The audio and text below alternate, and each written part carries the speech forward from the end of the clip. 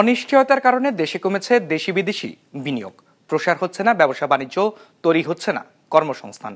বৃহস্পতিবার গবেষণা সংস্থা পলিসি রিসার্চ ইনস্টিটিউট পিআরআই আয়োজিত আলোচনায় এসব কথা উঠে আসে। বক্তারা বলেন, নির্বাচিত সরকার ছাড়া দেশের অর্থনৈতিক স্থিতিশীলতা সম্ভব নয়। ওয়ালটন এখন দেশের সীমানা পেরিয়ে পৌঁছে গিয়েছে 50টিরও বেশি দেশে। ওয়ালটন, ঘরে ঘরে বিশ্বজুড়ে। অন্তর্বর্তী সরকারের নেয়া নানা উদ্যোগের ফলে ইতিবাচক ধারায় ফিরেছে রেমিটেন্স আর রপ্তানি আয়, কমেছে মূল্যস্ফীতি, স্থিতিশীলতা রয়েছে বৈদেশিক মুদ্রা বাজারেও, বেড়েছে রিজার্ভের পরিমাণ। মার্কিন প্রশাসনের আরোপিত বাড়তি শুল্ক কমানোয় সুবিধাজনক অবস্থানে রয়েছে বাংলাদেশ, যা অর্থনীতিকে নিয়ে যাচ্ছে স্বস্তির দিকে। তবে আর্থিক ও রাজস্ব খাতে সুশাসনের এখনও অভাব রয়েছে, যা আর্থিক ব্যবস্থাপনাকে দুর্বল করে তুলেছে। এমন তথ্য উঠে আসে গবেষণা প্রতিষ্ঠান পিআরআই আয়োজিত এই আলোচনায়।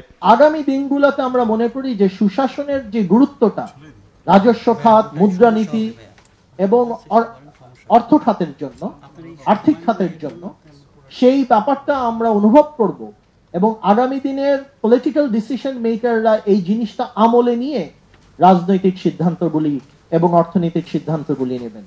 আলোচনায় গ্যাসের সংকট, ব্যাংক ঋণের সুদহার বৃদ্ধি, বন্দর ব্যবস্থাপনা, শ্রমিক অধিকার আর আইন শৃঙ্খলা পরিস্থিতি নিয়ে বিস্তর অভিযোগ তুলে ধরেন ব্যবসায়ীরা।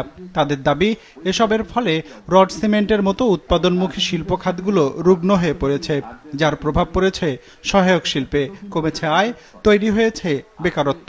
ইন্ডাস্ট্রি হ্যাড স্টার্টেড সাফারিং যখন গ্যাসের সমস্যা শুরু হলো, যখন প্রাইস বাড়ানোর ডাবল পড়লো অথচ গ্যাস সাপ্লাই নাই, ইন্ডাস্ট্রি কিন্তু তখন থেকে চিল্লাচ্ছে। তার প্রাইস কিন্তু সেলস প্রাইস বেড়ে যাচ্ছে, ইনফ্লেশন হাই হচ্ছে। ইনফ্লেশন হাই হলে অটোমেটিক্যালি ডিমান্ড কমে যায় এবং ডিমান্ড যখন কমে এগুলি কিন্তু ইন্ডাস্ট্রির উপর আসে। এদিকে তাকে এনার্জি প্রাইসও কিন্তু ওটার সাথে অ্যাড করছে, ফিট হচ্ছে ইন্ডাস্ট্রি। অর্থনীতির গতি মন্থর হওয়ায় বিনিয়োগ ও কর্মসংস্থান কমার কথা স্বীকার করেন বাংলাদেশ ব্যাংকের প্রধান অর্থনীতিবিদ। এমন অবস্থা থেকে উত্তরণে বিদেশি বিনিয়োগের পরিবেশ তৈরির তাগিদ দেন তিনি।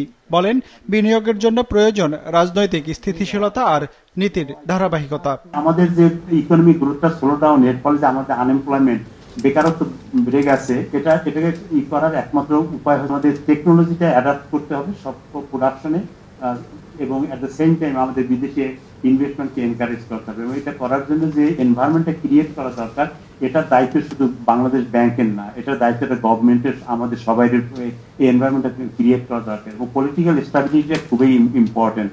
লক্ষ্য অনুযায়ী মূল্যস্ফীতি কমিয়ে আনতে না পারায় উদ্বেগ প্রকাশ করেন বাংলাদেশ ব্যাংকের এই প্রধান অর্থনীতিবিদ। বলেন, আগামীতে সার্বিক মূল্যস্ফীতি 3 থেকে 4% নামিয়ে আনতে সব চেষ্টা অব্যাহত রয়েছে।